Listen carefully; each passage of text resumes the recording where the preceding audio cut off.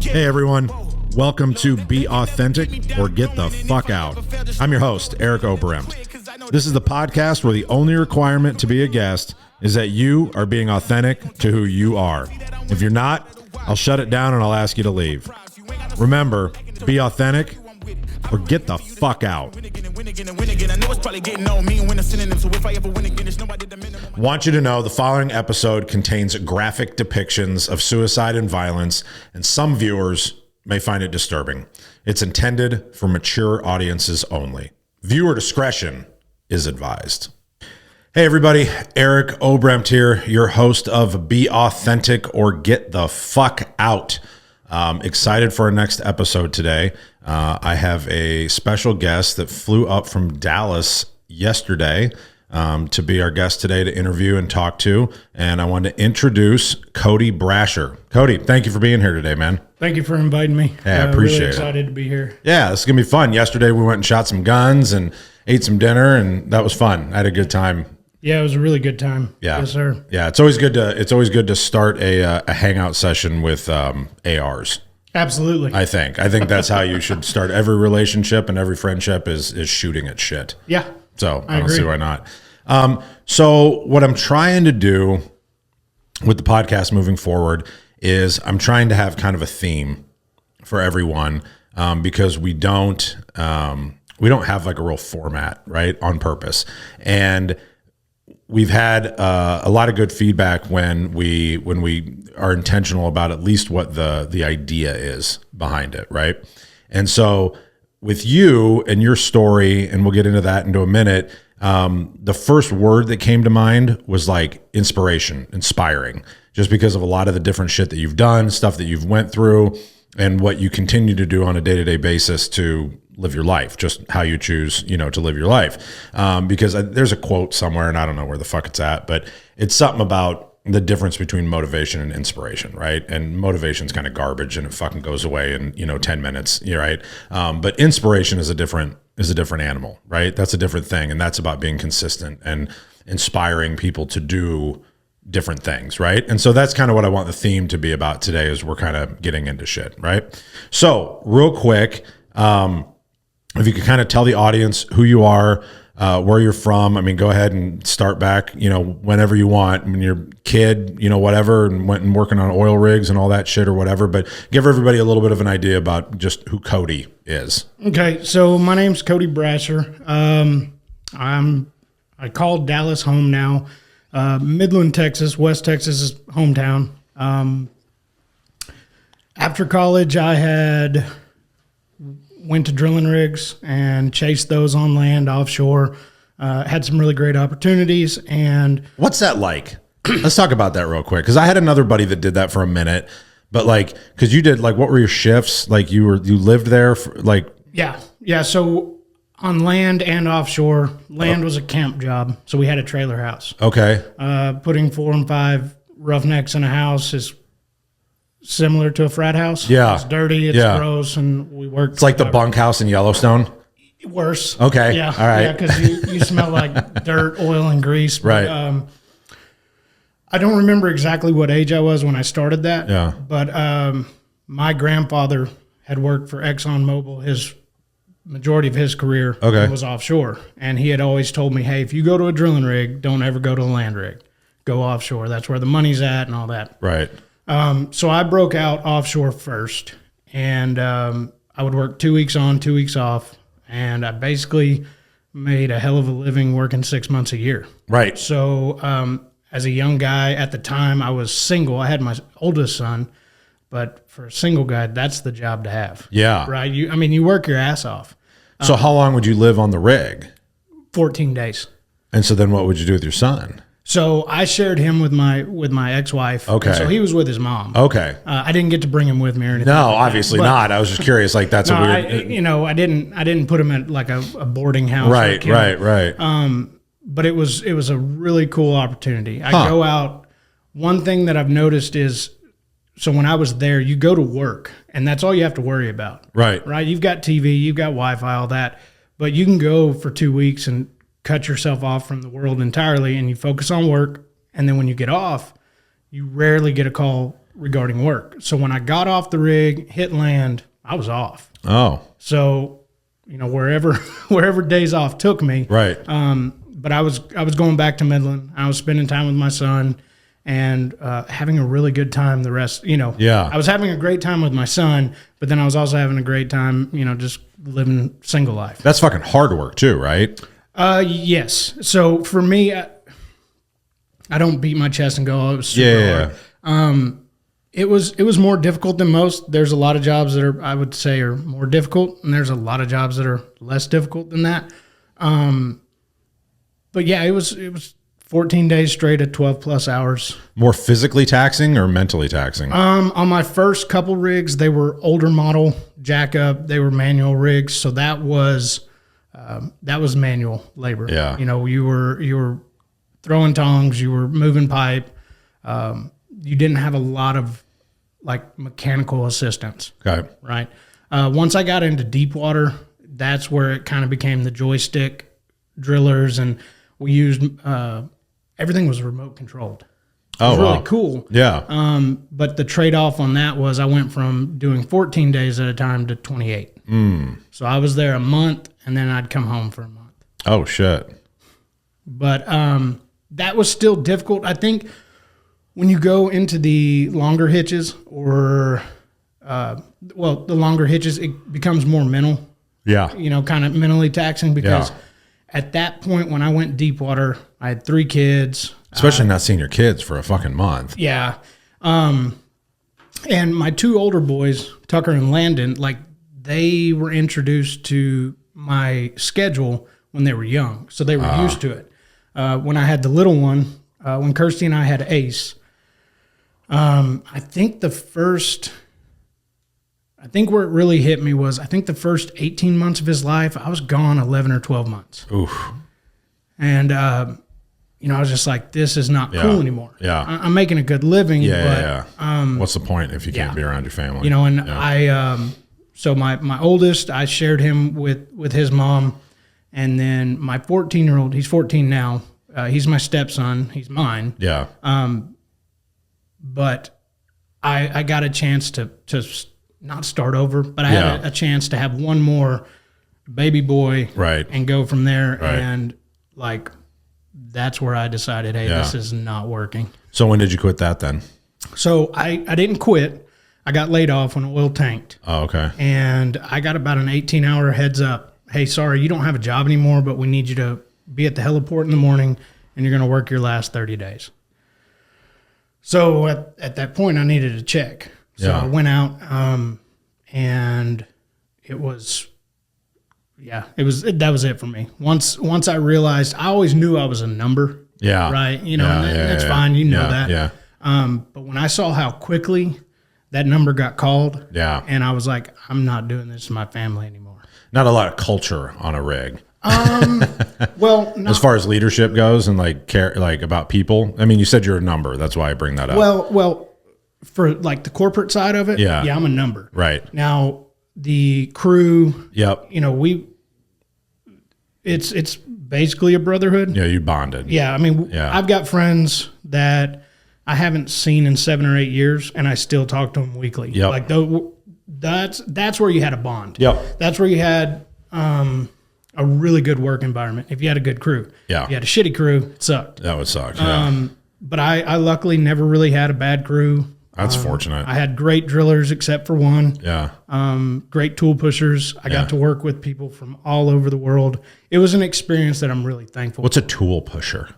So he's your boss. He's top dog. Okay. Now, when I started on the Jackup, which was kind of an older school rig, tool pusher, senior tool pusher, or an OIM, which is the offshore installation manager, really fancy term for tool pusher. Yeah. He made the decisions. He would call Houston and go, hey, this is what we're doing. He wasn't a secretary, but he got orders from the Houston office, and then he ran the rig. Okay. So he was God on the rig. Interesting. Okay. Yeah, the name just kind of. Yeah, I don't know where exactly that. Because to me, it sounds like a grunt, like fucking go get me a screwdriver, bitch. Yeah. Right? Like.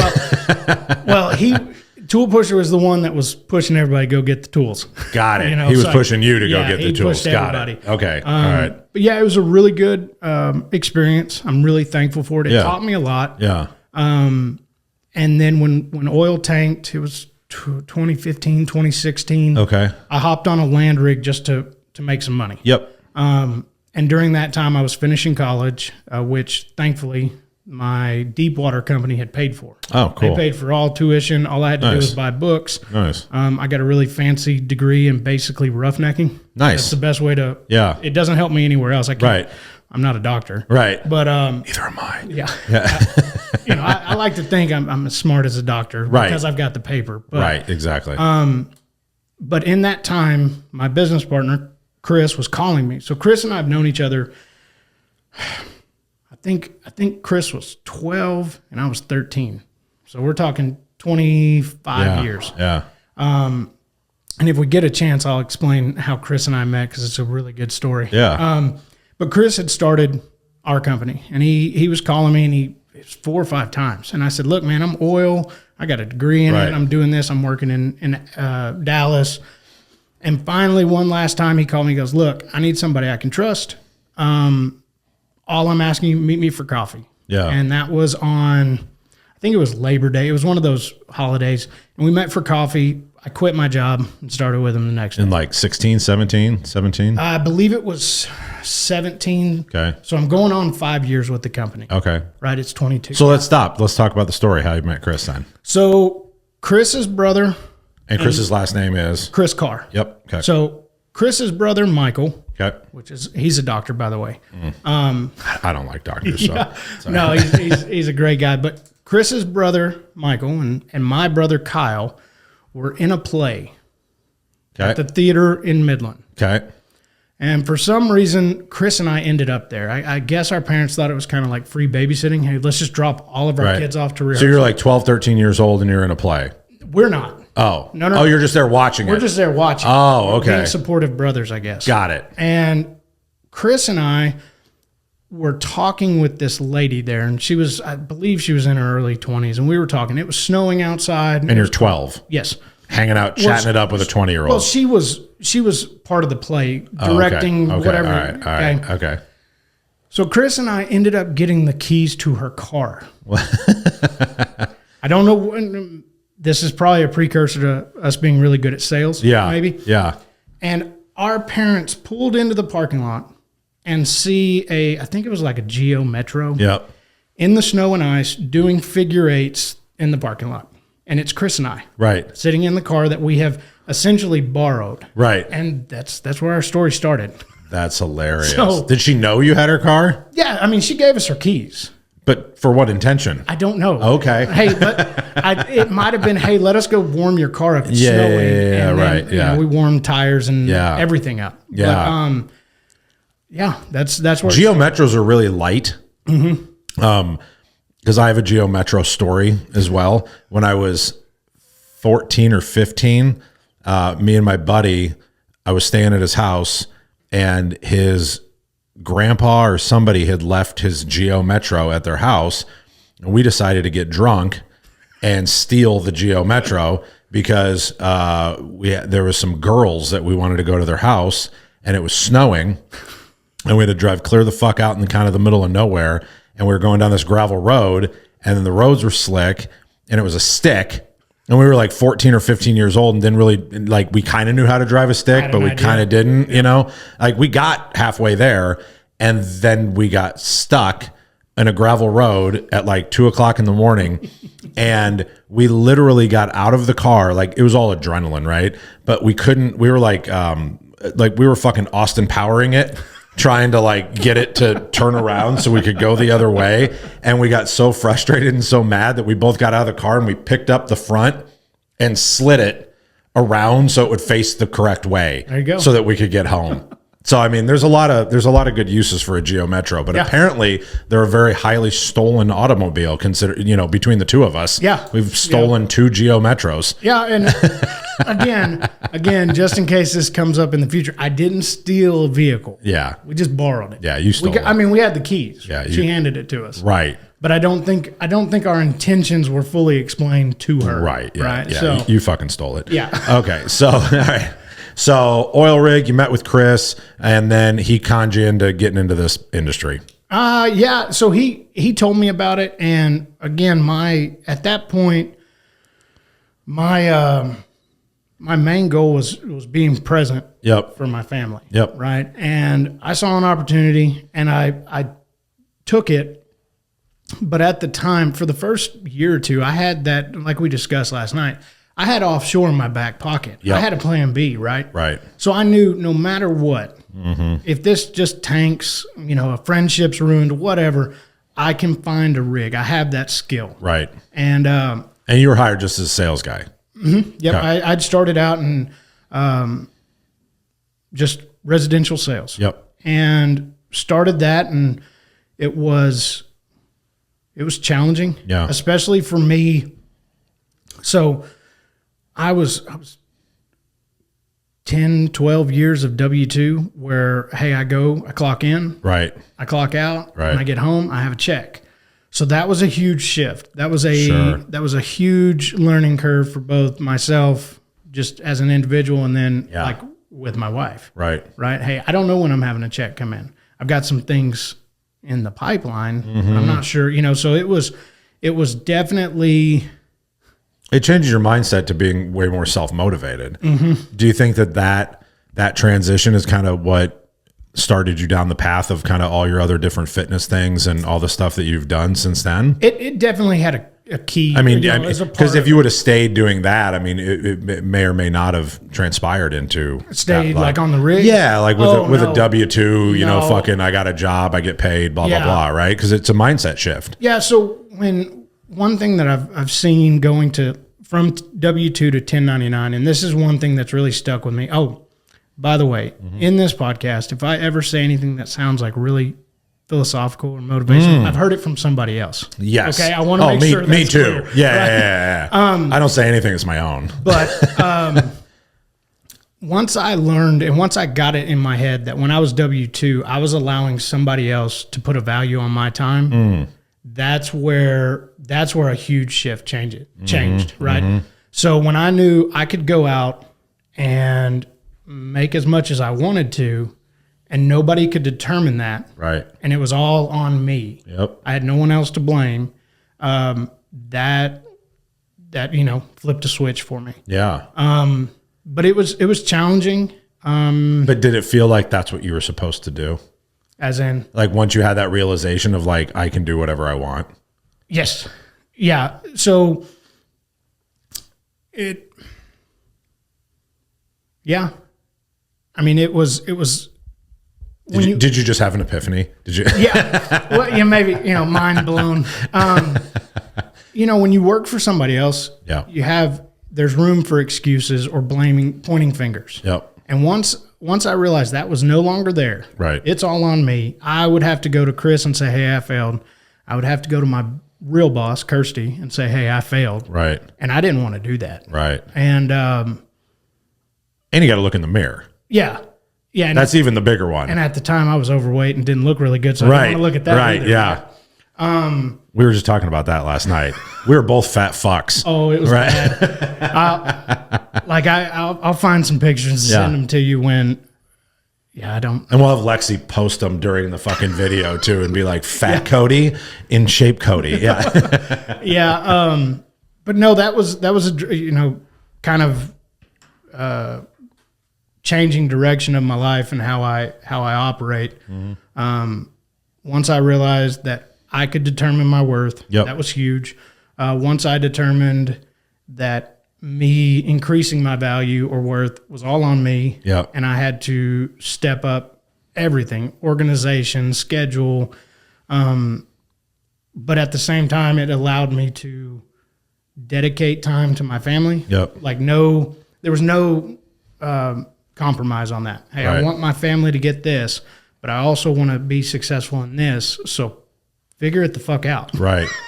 Right. I think that's something that people can take from that. I think that's a really big statement I think that switching to a 1099 type, mentality, right, is basically you own your own business. Even if you didn't at the time, right? You owned your business. You own Cody Brasher, right?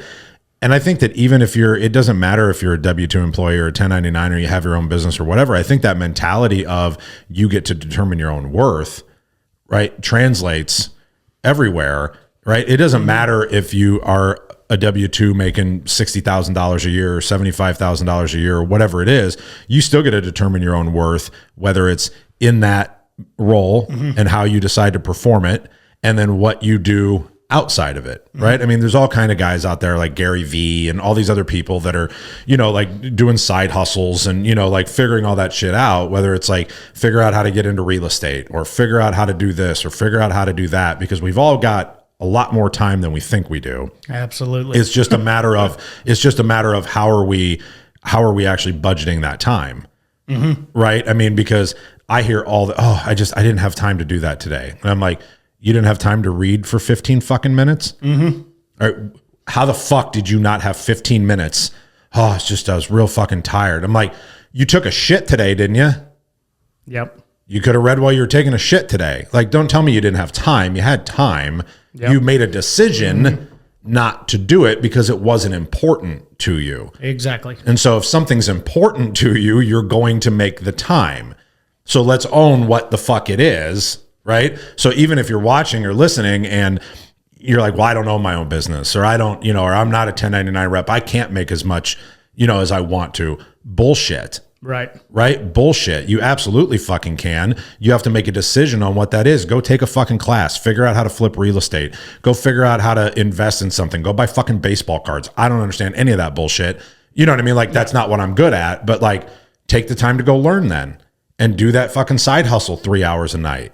Yeah. Well, or whatever it is, right? Figure out what you are worth. Yeah. I love that. I just love that. Thank you. Another one of those things is like, not my statement. I've just heard it. Yeah. And quit qualifying because people need to think it's yours. Okay. Yeah. If you can just cut that part out. We don't cut anything, but yeah. No, no, the people that work a 9 to 5 when they come home, they're not tired. They're unmotivated. Correct. Right. I wish I'd come up with that, but I like that. That's it. Yeah. And it's the people that say I'm too busy. No, you saying too busy is your way of making yourself feel better for saying that's not a priority. Correct. Right. So I learned in the past year and a half, I was wasting so much time, and it wasn't anything that was like destructive to my life. Yeah. Right. I wasn't out partying, but like I would come home and hang out with wife and kids, and I was comfortable. Hey, I was there, right? Yep. I was spending time with them. Yep. But that's us watching TV or that's us running to go get dinner. And once I realized how much time I was really wasting, it allowed me to essentially split the time up and dedicate that to work and actually dedicate that to family. Yeah. Doing stuff with the family. Right. Not just being there. Right. I got really good at watching all the good shows on Netflix, right? But I was home. Yeah. I was getting up and I was working. I'm not going to lie. I'm still fucking good at that. So fuck you. Yeah. I am too. Yeah. I am too. But all my shit's done before I kick Right. back, Yeah, exactly. right? Yeah, no, I know. Shit. But I like Amazon Prime too. Yes. Where were we though? Spending time, family, intentional. Yeah. So, talking about worth with Chris and starting with my company. I kind of lost where we were at. We'll cut it right here. No, we won't. No, we won't. We won't cut it here. No, I do that all the time, so don't. Well, I was just trying to make sure I stay on track. This is not an on-track fucking podcast, so you can get off track as much as you fucking want. Okay. Anxiety has no place in this fucking room. But yeah, finding that about my family, finding what I needed to do to be successful, where I could not only provide for the family, but dedicate more time to that. That was what allowed me to completely change how I worked on a daily basis. Yep. Right. So, and everybody at my company hears this from me daily. once I was able to run my schedule Yep. and not let it run me, night and day difference on, productivity. Yeah. And that's huge. Once I realized that I determined my wealth Yep. or my value, I'm not where I want to be yet, Yep. but I'm getting there. Yep. It's not an if, it's just a win. And but is there an end? I don't think there ever is. no, I don't think there is, but also to go back to like what I've been doing as far as fitness, Yeah. I consider that part of my value. It's not always Sure. a dollar amount, right? Right. So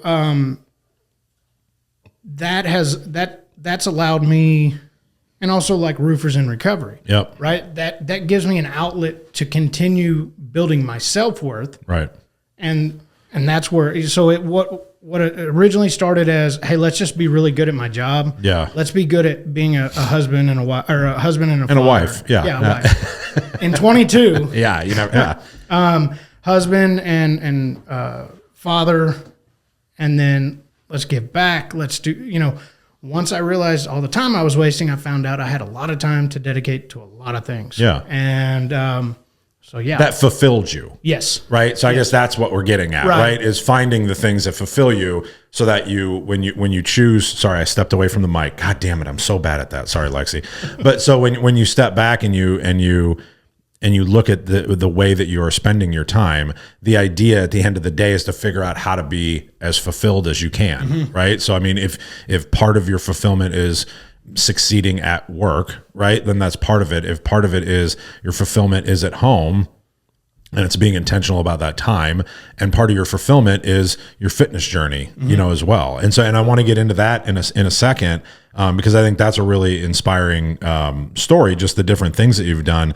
But I want to take a step back, because you sent me a text with some different topics that you were, that you said you were open to talking about. And we like to, when we have an opportunity and we have a guest in here that's like willing to get a little raw, okay. And whatever, like I like to do that because I think people respond to that because they can relate to it a lot. And one of the things that you talked about, or that you sent me, that you were willing to open up about, and the two things that really fucking hit me and that I wanted to hear about was how your dad's addiction affected your family, and then what your drinking and decisions led you to later. Okay.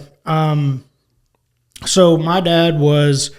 Is your dad still with us? No. Okay. No. So my dad died when I was 10. Oh, fuck. So 28 years ago? Okay. Yeah.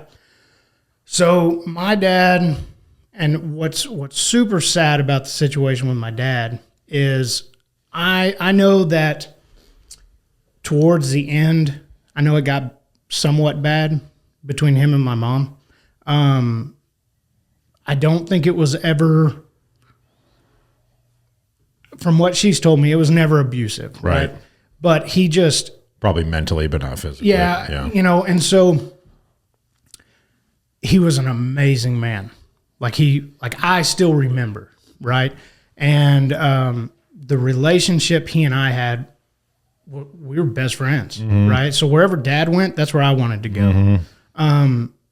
And unfortunately for him, like it progressively got worse where he couldn't handle it. Mm-hmm. Right. He was addiction. Yep. Yeah. Yeah. So he was the type, and I was telling you last night some of this, I didn't know at the time because I was 8. Yeah. But he was the type that was putting whiskey in his coffee in the morning at 5 a.m. Right. Right. And he was drinking a lot. Yeah. We're talking multiple fifths a day. Right. And so parents split up after a really rough night. He came home. That's the only time, and sorry to Mom if she sees it or, hears this. I hope she does. Well, she will. I'm sending it to her. Okay. But my dad had come home. He had been drinking all day, and this was like his 3rd or 4th DWI. His boss had to come get him. He was let go. Like it was... when everything hits the fan, right? Yep. And I walked around the corner, and my parents were in the kitchen, and my dad was drunk. And I remember, I don't know if he had his fist mid-level, if his fist was up, and my mom picked up a frying pan and told her, if you touch me, I'm going to knock your fucking head off. And I remember turning around and going into the room with my brother and locking the door, and we were watching TV. Well, they had that, and that night. Did he back down? Oh yeah. Damn it! I wanted to hear the frying pan story that he got fucking cracked with the frying pan. And I'll explain a little bit about mom. Yeah. Like mom tough. Yeah. Worst ass beating I've ever gotten was from mom. But no, mom left. Okay. And she went to just cool down. She came back, told him, hey, you got to go. My mom packed up 2 suitcases, put us on a plane out of Delaware. So I think we went to like Philadelphia, and we flew to Midland. And that was it. Wow. Mom said, I'm not doing this anymore. And we moved to Midland. And but anyway, so yeah, mom's tough. Yeah. Mom's got all my respect. I'm a mama's boy now. Yeah. Right. But so we moved to Midland, and my mom had told my dad, look, I'm not taking your kids away from you. You can see them, but you can't drink. You can't be drinking or have been drinking when you show up. Right. So dad would fly out there and would go cold turkey. And I remember some of those times. We had good times, but knowing more now that I do about, hey, quitting and how you feel, like I respected that he would do that to see us, right? Right. I know he felt like shit. Right. And he was at the house, and I was 9 or 10 years old, and he was in the shower and got out of the shower and had a seizure. Oh. Yeah. So I came around the corner. I was actually going to tell him, hey, I'm going to go play with my friends down the street, and I found him. So got the ambulance there. They got him checked out. As soon as he checked out of the hospital, he went to the airport, started drinking, and flew back home. Right. Which I didn't know about that until later. Yeah. But man, he was a hard fucking case. Yeah. And so over that time, Dad went to rehab a couple times. I know he went to Betty Ford Clinic once. Yep. Because I got signed or autographed cards from some athletes. Okay. Yeah. But he was to the point now, and this sounds bad. Don't get me wrong. I would love for him to have been here and experienced life with us, see his grandsons. Yeah. But I think he was so far gone health-wise that even if he had beat it, he smoked a couple packs of Camel non-filters a day. He was there. Yeah. And for him, it would have been selfish for me to want him here knowing he was going to be that bad off. Yeah. Right? So, yeah, it was February 13th. He had gotten up and did his morning coffee, went and got showered up and got cleaned up, and don't know where he was going to go, walking through the living room of his house, and had another seizure and hit the fireplace mantle. And that was it. And so it was I was 10, my brother Kyle was 5. From that point on until my mom met my stepdad, it was the 3 of us. That was it. How long was that? I think my mom met my stepdad. I think I was 18 or 19. Oh, so you were kind of. Oh yeah. You were gone. Yeah, I was gone. But your brother was still there. Yeah, you'd only been like 13 then, right? Yeah, but I'm trying to remember. I think Kyle was 15 or 16 when they moved to New Orleans. Okay. Maybe 14, 15, something like that. But yeah, it was mom. Yeah. Mom ran it. Mom raised us. Yeah. Mom put up with all of our shit. Mom, there's a special place in heaven for mom, right? So when did you start going down the path? So through high school, I drank one time because I was so scared of what had happened to me. Yeah. Right? I hear that a lot. Yeah. And mom was like, no, you're not drinking, not in my house, whatever. And I didn't drink during football. Right. And went off to Texas Tech, and you kind of, the whole world opens up to you. Right. And so, wow, 2 Texas Tech people we've had now. No. But you went there. I attended for a year and a half. I attempted. But you were there. Yeah, I was there. Yeah. But you and Carver, so we have 2 Tech people here. They got my money. Yeah. I didn't get anything in return except a good time in debt. Yeah, me either. Yeah. I paid a lot of money to go to college, and I didn't get fuck. But I got to Tech, and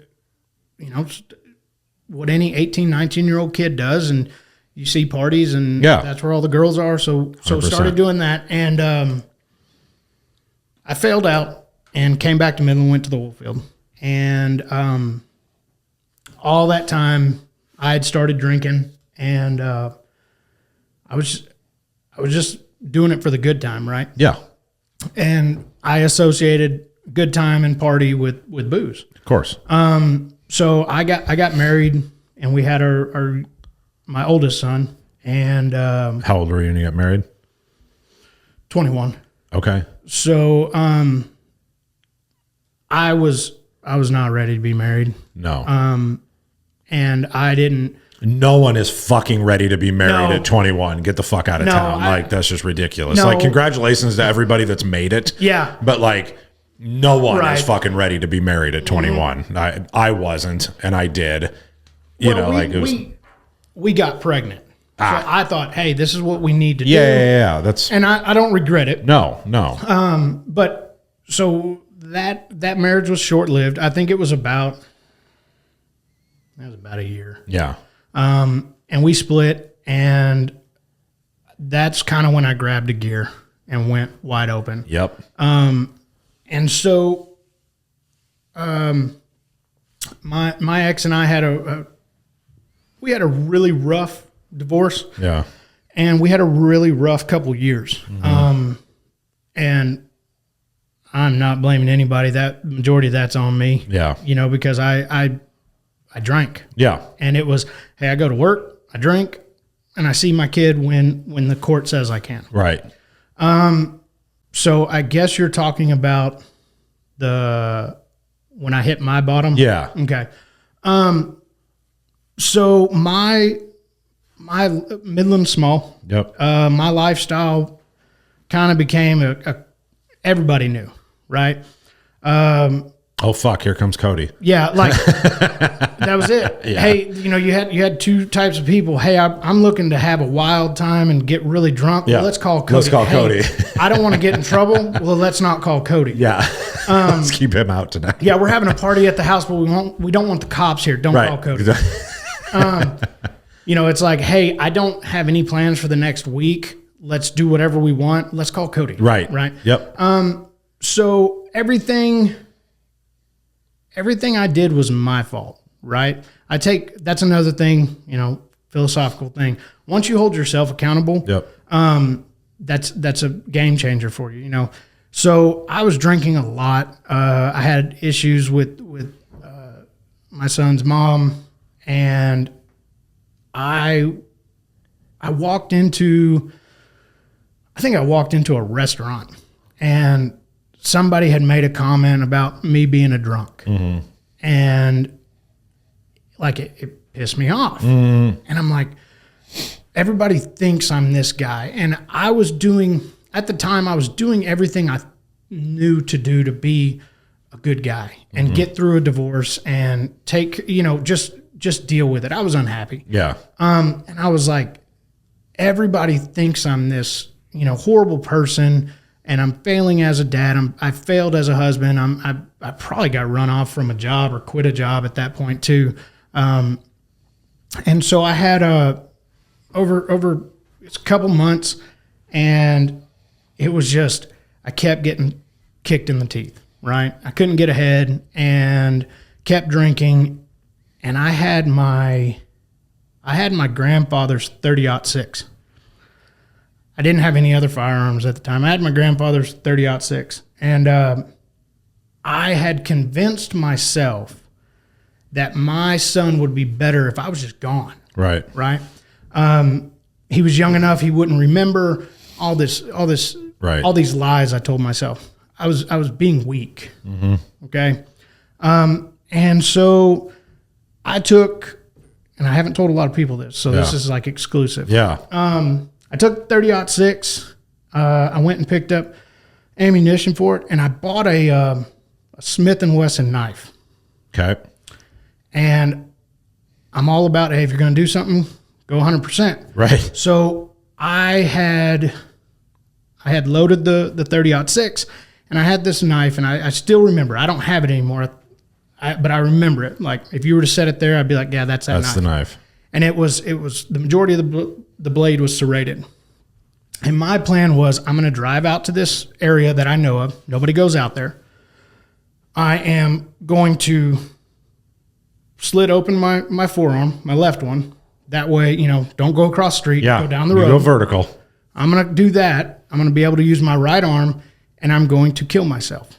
And I drove out there. So that was in case you fuck up the shot. Right. I was like, hey, I'm going to be out in the middle of nowhere. No one's going to find me. If by chance it goes out my ear, I'm going to bleed out. Yeah. Right. Wow. So I drove out to the spot. I had the gun loaded. I had the knife on my console of my truck, and I was crying. And were you drunk? No. Oh. No, I wasn't. And my phone rang 3 times. First time I ignored it. Second time I ignored it. Third time was a buddy of mine. And different people each time. Yep. Okay. And I finally answered it, and he knew something was wrong. I didn't sound right, crying, snotty, all that stuff. And he was like, hey, I need you. And I remember those words right there. Yeah. I need you. And I was like, what do you need me for? He said, I am at the bar, and I've got 3 girls sitting at my table. I can only handle 2 of them. I need you. I like this guy. Yeah, and I was like, oh, well, and yeah. He goes, no, whatever you're doing, stop. Get up here now. Now, that's not some crazy, life-changing, event going on. And I thought to myself, there are people that need me. Mm-hmm. Okay? And this isn't some Hallmark story and all that stuff, but I remember thinking, fuck what everybody else thinks of me. I'm going to do what the fuck I want to do, right? And I am not going to do this. Nobody else is going to determine how my life goes. Mm-hmm. If they're going to call me a drunk, I'm going to be the best drunk there is. Right. If somebody's going to call me a shitty father, I'm going to be a better father. I'm going to be the best father I can, all that stuff. Yeah. And I threw the knife out the window, unloaded the gun, sold the gun the next morning, and I went to the bar that night, met up with my friend, and from that moment on, I have never had a situation where I thought life was so bad that I should put myself down. Interesting. Because no matter how shitty it got, yeah, I always knew, hey, there's tomorrow, or So from that point on, did you continue partying? Oh yeah. Okay. So at that point, that for me was my bottom, right? Because I thought just in life, in general. Just in life in general, right? Like, I was done, and then I'm really thankful for the calls. Who were the other 2 you ignored? Do you remember? One was work, and one was my ex-wife. Oh. And there were no messages, and if there were, I don't remember them. I just remember, I need you here. Right. And yeah. So it was a really weak point in my life, the weakest, because I was going to give up. Yeah. I was going to give everything up. No, from that point on, I was like, I'm going to work. I'm going to make money. I'm going to party. I'm going to be there for my son. I'm going to do this. I'm going to do that. And that's where my drinking was kind of off to the races, right? And that sounds kind of like a contradiction. Hey, I'm going to live a better life, and I'm going to get fucked up all the time. Right, yeah. But so that was about the time I went offshore, and I thought also with offshore, 2 weeks a month I was gone. I was at work. I was not getting in trouble. Right. Right. Again, one of those things you kind of tell yourself or lie to yourself. Yep.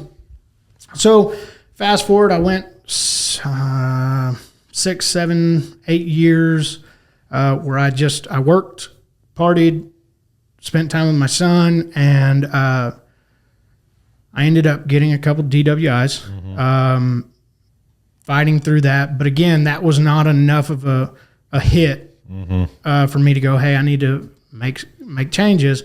And then I met my wife now. And you were how old then?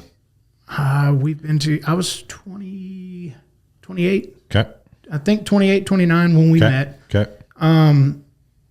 And at that point, I was drinking a lot. But with everybody that meets the one, right? You know there's something there. Right. And so when we first met, we were both still going to bars and doing all that. And we started our relationship, and I was drinking a lot.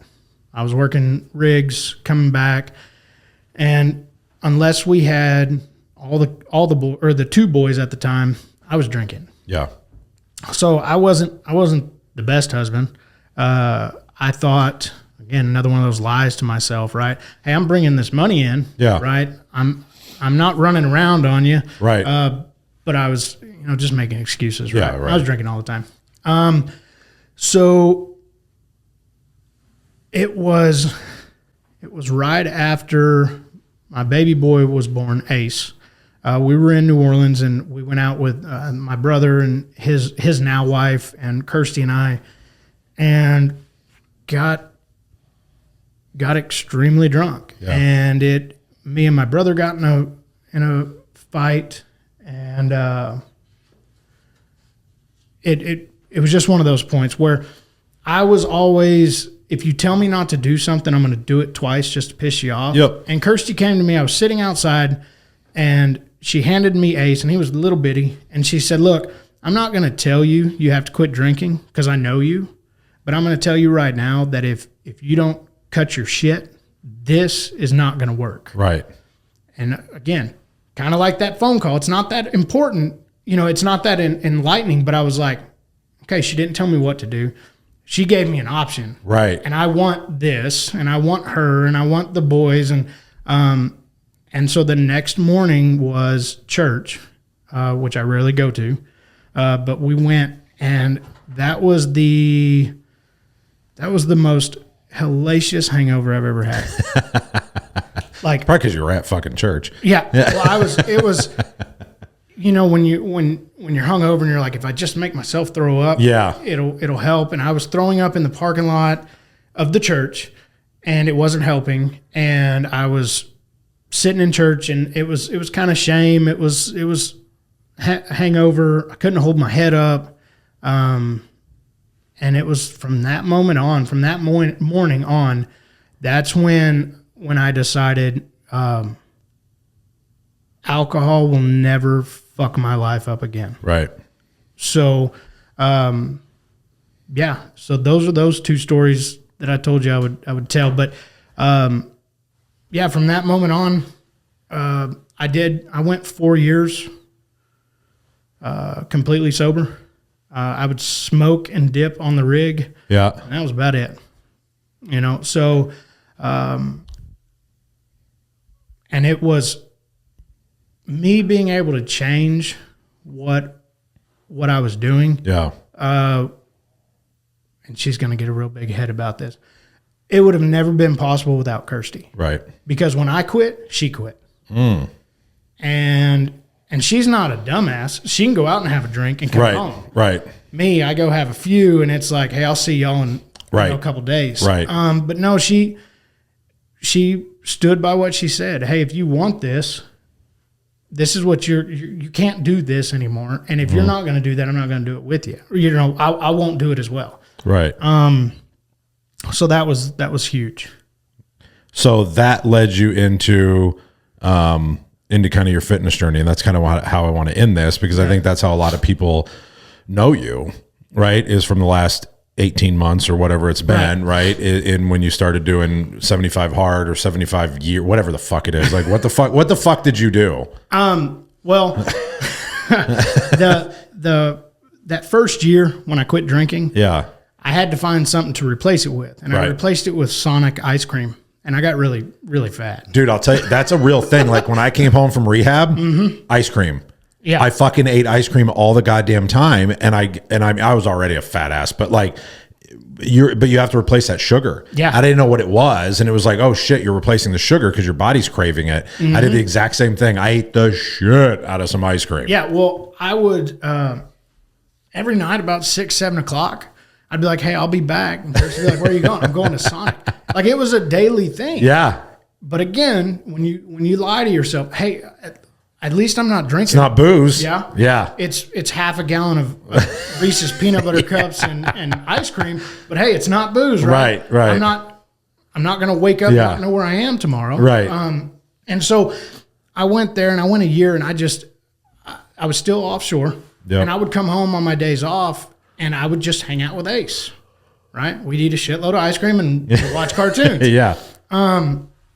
So once we moved to where we live now, Van Alstyne, a friend of Kirsty's, her and her husband introduced me to CrossFit, and met a really awesome, community and gym owners. And I didn't have any friends at the time because I moved to a new town. I was working offshore, and started working out there. And I kind of half-assed it. You know, I'd go 3, 4, 5 times a week.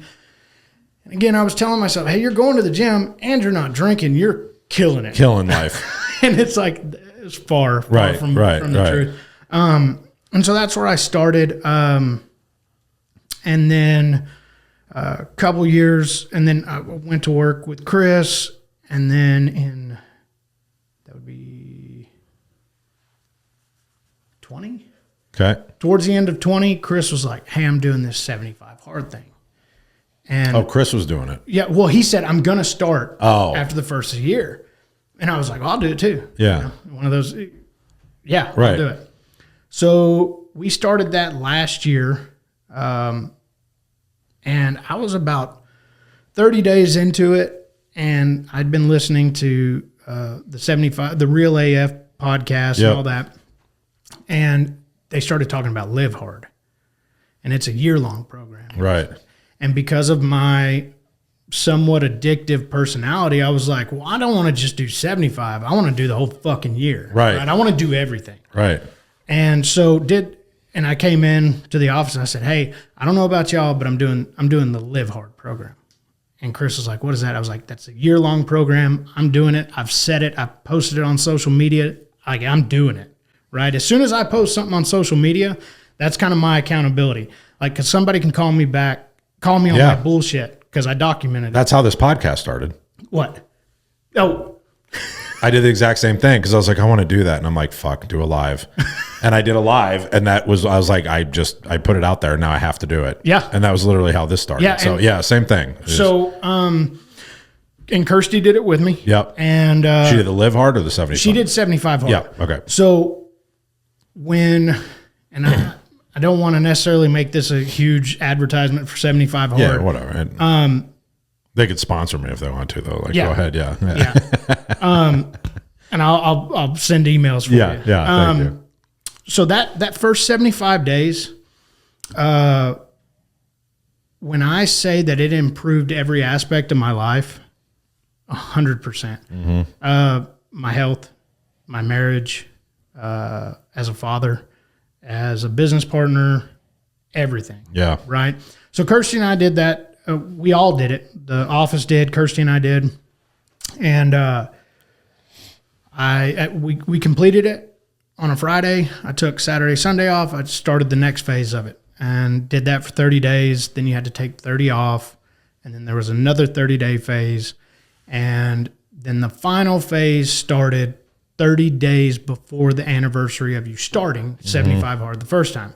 So we had this huge block of time, and I was like, I got to do something. Yeah. Right. Yeah. And so in between the phase 1 and phase 2, I had signed up for a CrossFit competition, and I had a partial tear in my bicep, so I couldn't do pull-ups.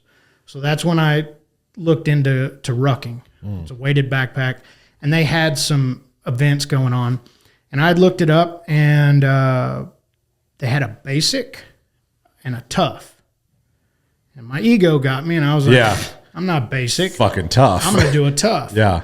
So, and this, I'd also been listening to David Goggins and Jocko and motivation and inspiration. Like that's what I listen to. So I signed up for this deal, and I had like 12 days. And I put a 35-pound dumbbell in my backpack while I was ordering all my stuff, and that's what I trained with for 12 days. Show up to that, and I'm in a 100% t-shirt, shorts, and some beat-up Nikes. And one of the guys was like, "Those are the shoes you're going to wear?" And I was like, I took this from Goggins, but that was it. That's all I needed. Like, fuck you. Yes, I'm going to make it. Yeah. Right? Yeah, these are my shoes. Absolutely. Yeah. And we started at 9 p.m. Within the first 4 or 5 minutes, I was in calf deep water, so the shoes were shit. Yeah. And between 9 p.m. and 7 a.m., we did 832 CrossFit style workout reps and 19.5 miles. Fuck you. But I did it. Right. Right. I wasn't just basic. You know, and I talked to a few people through the night, and they were like, "This is your first time?" And I was like, "This is my first time to ever use a full, like an actual rucksack and ruck plates." And they were like, "And you chose a tough?" And I was like, "Well, yeah, because, you know, I don't want to just be basic." And then I had multiple people that were like, "You're either stupid or you're a badass." And I was like, "Well, I'd like a little bit of both." Yeah. I think it's a good mix. But then when with my arm messed up, like I couldn't lift more than a 15-pound dumbbell. And so between phase 2 and phase 3, Kirsty was like, "We should do another round of 75." And I was like, "Yeah, absolutely. Great idea." Oh my God. So we did that. And I kind of changed up my workouts and everything. So your old lady's as crazy as you are. Oh, she's amazing. Yeah. And then we did that, and then I did phase 3, but it was really cool because over that year, what Kirsty understands now is, and I always thought I was dependable or a reliable guy. Yeah. And I really wasn't. But now if I tell Kirsty, and I said this a couple of weeks ago, I said we were watching a documentary on Netflix about climbing mountains. And it's a guy that did all 14 of the 8,000 plus kilometer, meter, whatever mountains within 7 months. And I looked at her and I was like, "I think I could do this in like 6.5. And she was like, don't, no, because if you say you're going to do it, you're going to do it. So I need you to calm down. Yeah. Like if you want to go climb something, go do it. But no, don't start there. Right. You know, look more towards the basic, not the tough. Yeah. But now I think everybody that is in my life knows if I say, "Hey, I'm going to do that." Yeah, fuck it. It's done. Like it's going to be done. And I think that's the lesson. I think that's the thing that we need to take from this, right? Is that people, when you say you're going to do something, this is something that I talk about a lot, is if you say you're going to fucking do something, do it, right? Absolutely. I talked to Tegan about this. I talked to my 6-year-old daughter about this when we're going to bed, right? Or something's going to happen. And I ask her before, like, "Hey, you're going to make your bed or brush your teeth or whatever the fuck," like just some inane, not important, thing. Right. And I said, "You're going to do that later, right?" She's like, yes, Dad. I'll do it. And I was like, "And why are you going to do it?" And I've got her trained to look at me and go, "Because when we say we're going to do something, we're going to do it." Absolutely. And like, I think that if there's anything that people can take from this is like, if you can instill that into your mental, right, fortitude, if you can put that into your mindset, into your life, there's nothing that you can't do, right? If you make that decision and then you make yourself accountable to it, whatever that means to you. Like for me and you, it was the exact same thing. It was like, all right, I'm going to put it on Facebook, and now I've got all these assholes out there. They're going to be like, "Hey, what happened to that fucking podcast you said you're going to do?" Right? And I know I'm going to get called out. I know I'm going to be held accountable to it if I don't do it. Right. Now, if I do it and it sucks and it's shitty and nobody watches it, nobody listens to it, well, fuck it. Then I'll go do something else. But you still did. But I still did it. Right? I still did it. So real quick, I love this story, and this is how I want to end today. I want you to tell the story about your wife, and when you were telling me the story when we were coming home from the airport. I fucking love this story, and I think it's great because she's not here. Yeah, but I get to go home to her. I know it, and that's the other reason that I'm doing it. Yeah. I like a little bit of uncomfortability, but I think that's the funniest fucking story. But it's got a really good lesson in it too, though. So, sorry, Kirsty. No. And this also, I respect her even more because of this. Yeah. Right. And what's really cool, and again, I'm gonna preface this story with just a little more sweet about my wife. Like over the last year and a half, I think I've done some really cool shit, but seeing what she's done and seeing for her mainly, that's what's made this whole year and a half worth it. Sure. Like getting to see her feel better. Right. She feels better. She feels better within herself. And like, that's huge. But anyway, so this was a few weeks ago and Kirsty and we're doing 75 hard again. We're on Friday's day 75. Today's. This was just that recent. I didn't realize that. Oh, okay. yeah. Okay. Yeah. Okay. So we're finishing up. We're the last week. So we're 68, 69, something like that. Yep. But anyway, we had planned a just a day at Six Flags, and we're in 75 hard. Right. So getting your workouts in before and after, before your day starts, after your day is ending. And I had gone and worked out. Kirsty had worked out, and we took off to Six Flags. And we spent 4, 5, 6 hours there. We had walked all over. It was hot. It wasn't very comfortable. And she had driven to go get our 14-year-old, and Ace and I had gone home. And I had done, dad duty stuff, dinner, shower, all that. And I had caught a workout. And she got home, and she was exhausted. She had driven all over the place, been up early. And she was like, I'm going to bed.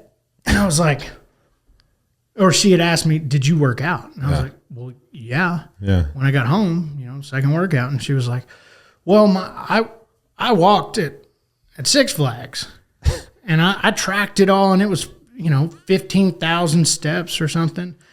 And I said, that's not a workout. I said, I'm not going to judge you. Right. Right. I'm not going to judge you, but that's not a workout.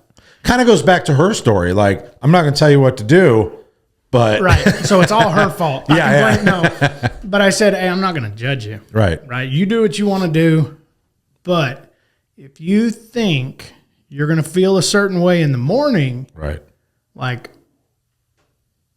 I just kind of, and just went back to watching Netflix, and she walked off, stomped out. I'll say huffed off. It sounds like it was more of a huff. Yeah. Yeah, more of a huff. Well, it was more like you're an asshole. Right. And walked off. Right. And then she came back out, had her workout gear on, and went to work out. And she and I, now she's done that to me. Sure. Right. Yeah. I might be struggling on it and go, hey, fuck this. And she'd be like, you got 9 more minutes. Right. Or start over. Right. I'm going to call Andy and tell him. It's like, nope. So there was nothing in that story. There was nothing negative or rude. No. And it wasn't just taking a jab, but it's like, hey, for a year and a half, we've held both each other accountable. Right. So like, I don't want to fail not holding you accountable, and I don't want to see you allow yourself to fail at it. And I heard about it right before I came up here. She was like, I was so mad at you that day. I was like, but did you feel better afterwards? And she was like, not that night. No. But, here we are. I think the lesson behind that, if anybody can take anything from that story, is you can't do anything by yourself. No. Right? Like, people are going to disagree with that and be like, the fuck I can't. I don't think that you truly succeed in life by yourself. You succeed in life, and it doesn't mean you have to have a partner, or you have to be married, or you have to whatever. That's not what I mean. But I mean that whether it's in addiction, or it's in work, or it's in whatever, you have to have somebody that is in your life that you hold accountable, and that they hold you accountable, and that you give a shit about what happens to them. And because of that, you're able to have uncomfortable conversations to be like, sorry, sweetheart. Yeah. You're fucking half-assing it, right? Whether that's a business partner or whatever it is, or just a friend or whatever it is. But the people that are the most successful in life have at least one or two of those people in their life that they can count on to call them out on their bullshit, right? And that you do it for somebody else because you care that much about what happens to them. Absolutely. Right? Yeah. For the longest time, I didn't necessarily have that. You're right. Like I run, like business wise, I mean, I run this business. I don't have a partner, right, that I run the business with. Like Natalie helps and she does financial stuff and all that. But like day to day running the business, like that's fucking on me. Yeah. Right. And I had to go and fortunately I found a couple of people, and not even on purpose, just like not intentionally. I didn't go out and intentionally find it, but like I found those people that now will call me out when I'm doing something wrong, and they want me to call them out when they're doing some shit. And the text I'll get back or the phone call I'll get back will literally be just the words "fuck you," right? But I know what that "fuck you" means. Yeah. Like, fuck you. Yeah, you're right. Yeah, but you caught me. Yeah, but that's where the anger comes from. Yeah, but still fuck you. Yeah. It's not real anger. No, but it's like you caught me. Yeah, motherfucker. But and that's, you're right. There's people saying, "Oh, I'm self-made" or whatever. Yeah, that's to a point, maybe. Yeah, sure. But you know, in life, and I'm speaking on my stuff. Yeah. I wouldn't be where I'm at now if it hadn't been for Mom doing what she did. Right. I would not be, sober, not drinking, not fucking up if it wasn't for Kirsty. Right. I wouldn't be who I am in business if it weren't for people like Chris, you, Paul. I'm throwing y'all in there too. But like, I know, similar to what I said when I met Paul, and he was like, "What the fuck are you doing here?" Right. Right. I'm okay with that. Right. It may hurt, it may sting, but at the same time, that's makes you think. Honest, right? Makes you think. Yeah. So, I wouldn't be where I am today without a whole shitload of people. Yep, 100%. Right? Yep. And I think we talk about this a lot here, and this is how I'm going to wrap it up. But we talk about this a lot here. But you 100% are the people that you surround yourself with. Mm-hmm. Everybody talks about that, but not everybody lives it. Right. Mm-hmm. And the moment that you started changing who you spent time with as well, that changed your life. Mm-hmm. The minute I stopped hanging out with certain people, certain lifestyle, whatever, and I started being very intentional about surrounding myself with people that I thought were better than me, right? Whatever that means, right? The best quote I heard the other day was, and I can't remember who said it, somebody way fucking smarter than me, but if you surround yourself, if there's 6 people in a room and there's 5 drug addicts, you're going to be the 6th. Yeah. And if you sit in a room with 6 people and there's 5 millionaires, you're going to be the 6th. Yeah. If you're in a room with 5 other people and you're the smartest one, you're in the wrong room. That also. Yeah. Yeah. So Cody, thank you so much for being here. Like, this was fun. I had a riot hanging out yesterday. That was a blast. This is fun. We're going to go do a roof inspection now, go look at a commercial property. But just this was great. I hope people got something out of this. I hope that they're able to pull something out of it. And before I forget, before we end, the way that I like to end every podcast is I like to give you the floor for like a minute. If there's anything that we touched on that you wanted to reiterate, or there's something that I forgot that you think that the audience can get something out of, like, floor's yours. No, the only thing I kind of want to put a spotlight on roofers in recovery. Yes. So what I was talking about, learning where to put time and dedication and working on. One thing that I've become really adamant about, really passionate about, is talking about my dad and my struggles. If there's anything that I can do to help somebody else keep their kids from going through what I did, right, or what I almost did to my kids, I want to help with that. Yeah. So anyone that, social media, reach out to me. Right. I want to help people. I want to continue helping you and Paul. Yeah, thank you. But yeah, it's never as bad as you think it is, and it can always be better. Yeah. And I made that up. Perfect. Yeah.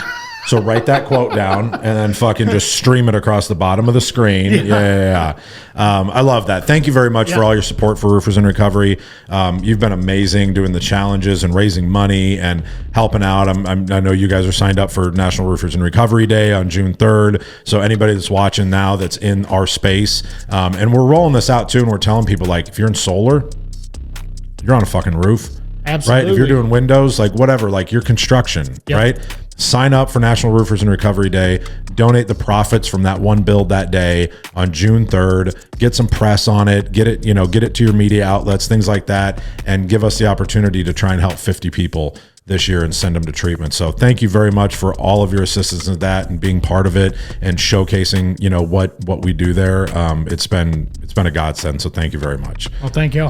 Thank you for being here, Cody. Like we end every podcast, remember, be authentic or get the fuck out. I know that every loss may lead to another win. I'm going up.